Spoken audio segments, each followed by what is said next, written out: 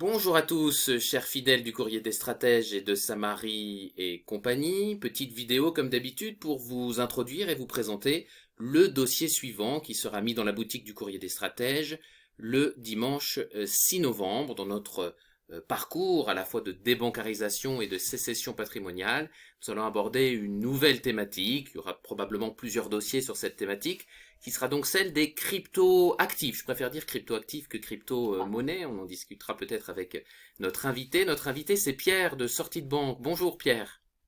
Bonjour, merci de m'inviter. Voilà. Alors, première petite question. Je viens de dire Pierre de Sortie de Banque. Qu'est-ce que c'est Sortie de Banque comme collectif? Alors bonjour tout le monde.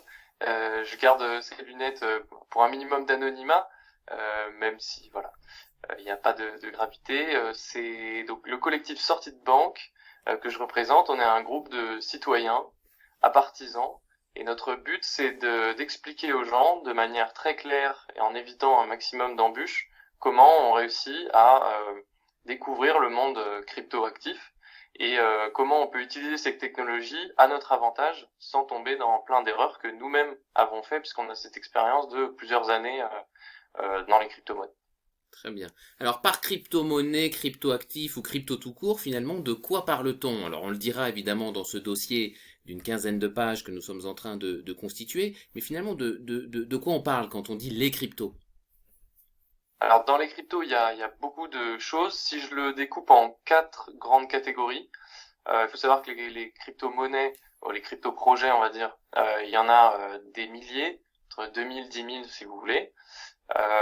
95% ira nulle part parce que c'est des petits projets qui trouveront pas leur marché. En termes de business, ils trouveront pas forcément leur marché. Beaucoup de projets sont déjà très très gros, dépassent les milliards de valorisation. Et dans ces projets-là, on va dire qu'on peut un petit peu considérer, il y a trois grandes parties. Pour moi, ce sont les projets qui sont tenus par des compagnies privées, des entreprises. Donc il y a un CEO, un chef, un siège social. Enfin vraiment, c'est une organisation comme une entreprise. Et ensuite, il y a des cryptos publics, enfin, c'est-à-dire comme Bitcoin. Donc vous avez forcément entendu parler de Bitcoin, qui n'a pas de chef, qui n'a pas de siège social. Ce sont des citoyens, des développeurs qui développent ça. Et puis des cryptos un peu dans le style de Bitcoin, mais qui vont être dédiés à l'anonymat et à la résistance à la censure, on va dire. Donc ça fait quatre grandes parties. Voilà.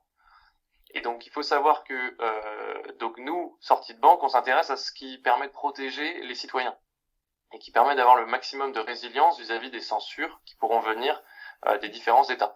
Et donc, évidemment, on va considérer donc les cryptos qui ne sont pas tenus par un chef ni par une entreprise, puisque celle-ci peut faire faillite, ou bien tout simplement on peut lui mettre la pression pour qu'elle rentre dans certaines règles. Voilà. Et donc nous, on est sur d'autres, sur tout ce qui est sans chef finalement, sans tête pensante. Voilà.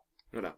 Donc oui, sans être chez Samari et compagnie des early adopteurs de Bitcoin, même si on a déjà fait des articles, notamment dans Finance Éthique, notre revue sur abonnement, sur évidemment la thématique Bitcoin. Moi, ce que je retiens de ce que tu dis, Pierre, c'est vraiment ce critère de la centralisation versus décentralisation. On a Bitcoin qui est décentralisé, on a Ethereum qui est plutôt centralisé, puis on a évidemment le projet des CBDC, donc des monnaies centrales, enfin des cryptos, mais qui seraient gérés par des banques centrales. Il y en a une qui est en prototype, qui est le yuan, qui est déjà utilisé par, j'étais resté au chiffre de 140 millions, mais je viens d'entendre que c'est passé à 300 millions de Chinois qui utilisent ce yuan. Et puis il y a évidemment le projet d'euro numérique que mène pas si tambour battant que ça d'ailleurs la Banque Centrale Européenne, mais et puis du côté évidemment de la Fed, il y a aussi le projet de dollars numérique.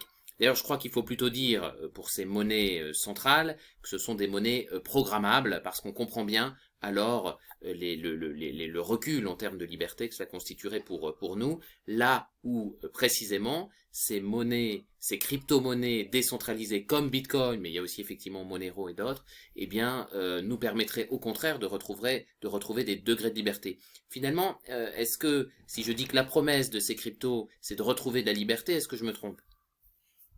Alors tout à fait, on peut. En fait, il faut voir que les cryptoactifs et ceux entre guillemets qui sont citoyens, c'est-à-dire qui sont pas gérés par une entreprise privée, c'est un outil de la manière que le cash, les espèces sont un outil, ou l'or, l'argent sont un outil, c'est que si c'est mis dans les mauvaises mains, ça va financer du crime, ça va financer différentes choses. Par contre, si nous, citoyens de bonne volonté, qui voulons de la souveraineté, soit personnelle, soit collective, nous Français, eh bien, si on prend bien en main cet outil sans tomber dans toutes les embûches, parce qu'il y en a plein, eh bien, on a effectivement un très gros outil de liberté, un très très gros potentiel de liberté.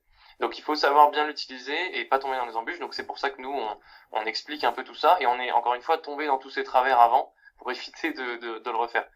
Donc, l'exemple de Bitcoin, pourquoi c'est un très bon outil libertaire, c'est que les serveurs qui calculent le Bitcoin sont répartis dans le monde entier. Alors il y en a beaucoup en Occident, mais ils sont répartis partout. Donc c'est-à-dire qu'un seul État qui déciderait d'interdire complètement, quitte à aller en prison, la crypto, il ne pourrait pas de toute façon arrêter, puisqu'il faudrait arrêter tous les serveurs du monde.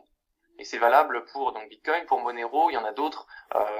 Parfois ils se comptent même sur les doigts de la main parce que beaucoup sont contrôlés. Mais et donc voilà, c'est le fait un État ne peut plus arrêter. Un groupement d'États peut faire pression, mais jamais aujourd'hui on ne pourra arrêter. C'est comme un virus en fait. Aujourd'hui le Covid c'est pareil, c'est-à-dire qu'ils ont voulu faire du zéro Covid. Le Covid est sur la Terre maintenant, bon voilà, il y a des moments où ça pousse, mais il sera toujours là. Donc la crypto c'est un peu pareil finalement. Voilà.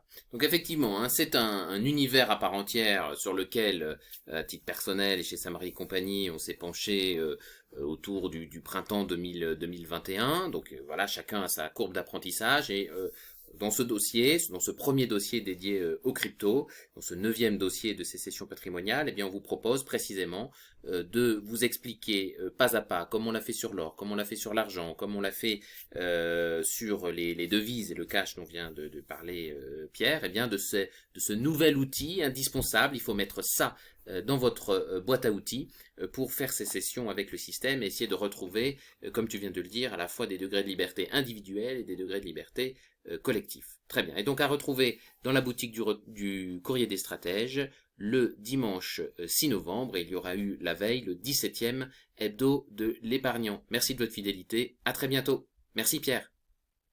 Merci à vous.